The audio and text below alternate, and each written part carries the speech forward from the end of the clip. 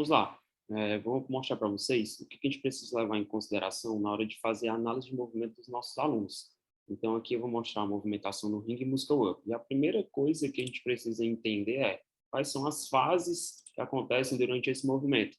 Então, eu parei aqui nessa primeira fase, que é a fase do balanço, e eu preciso entender que nessa fase, quais são os pontos de performance que vão acontecer durante a movimentação do meu aluno.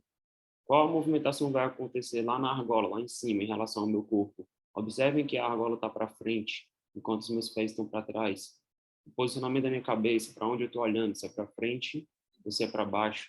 Então, eu preciso, primeiro de tudo, saber quantas fases acontecem naquele movimento, quais são elas, para depois analisar fase a fase. Aí é o primeiro ponto. Então, agora eu analiso como é que está o balanço. O corpo está conectado?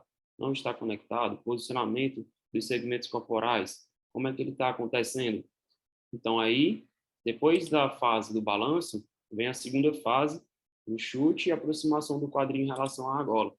E aí, nessa hora, nessa fase, eu vou parar de novo, vou analisar a movimentação do meu aluno, observar se ele está antecipando a puxada, como é que está o posicionamento do corpo dele, se continua conectado ou não. As pernas estão altas demais, o quadril subiu até onde ele deveria subir. Observe que agora eu tenho uma inversão aqui, ó.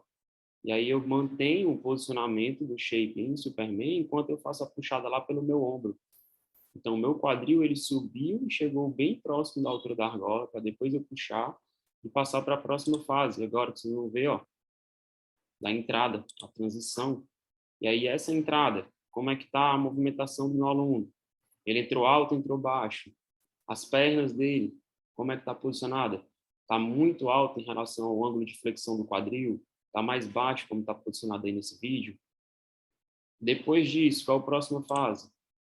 Ring dip. E aí eu vou usar o keeping e as minhas pernas que estavam posicionadas lá na frente, agora elas vão para trás para me ajudar, para facilitar o meu dip. E aí eu trago, faço essa flexão, levando o calcanhar em direção ao meu quadril, para depois fazer a empurrada aqui na argola, fazer a extensão do cotovelo. Depois disso, Diego, tem mais alguma fase? Tem.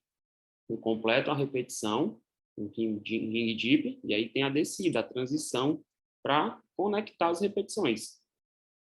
E aí, nessa fase, o que eu preciso analisar? Como é que está a movimentação do meu aluno? Ele está descendo, mantendo o shape em canoinha, como eu estou agora nesse momento?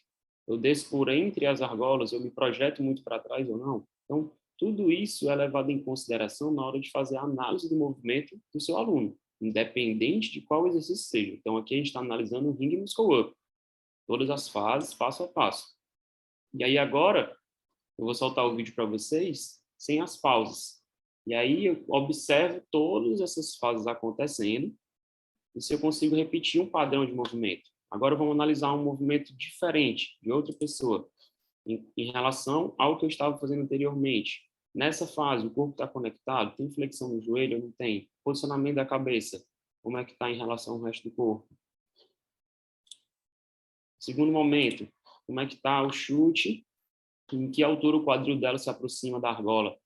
Se a manutenção do shape agora, ele está em canoinha ou ele está em Superman como ele deveria estar. Então, essa linha azul é o posicionamento ideal que ela deveria estar.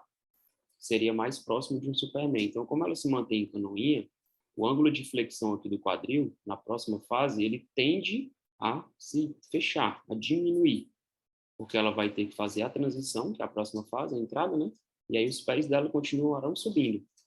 Então, você vai observar aí na frente, a próxima fase, que na hora da entrada, o que acontece? O ângulo de flexão, ele fica cada vez menor aqui, ó, mais fechado.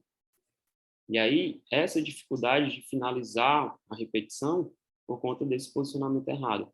Então, o posicionamento ideal seguiria a linha azul aqui, onde está essa setinha. E é isso que eu vou analisando o movimento, dando feedback para o aluno, para depois disso conseguir corrigir. Aí a gente vai ver nas próximas fases. Na hora do dip, que seria para utilizar as pernas a favor para finalizar o movimento, também tem outro erro. A descida, o corpo dela está em V e não em canoinha.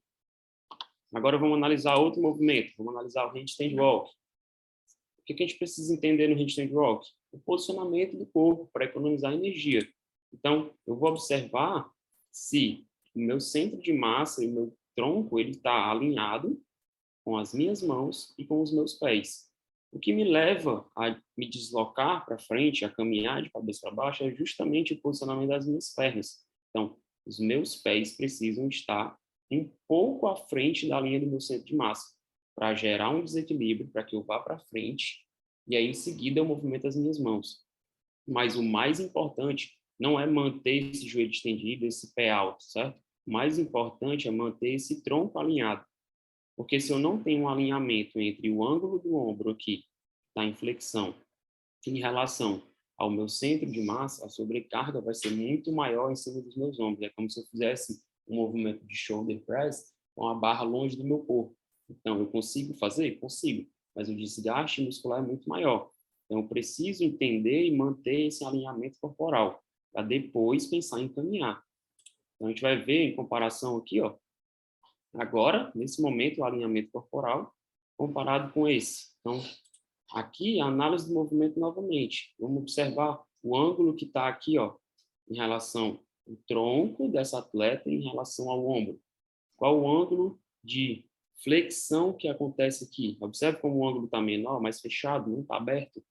Porque o posicionamento do tronco, ele se encontra arqueado. Então, você vai ver aí, vou destacar para vocês, que esse posicionamento aqui arqueado em relação ao ombro vai gerar um desgaste maior nessa musculatura.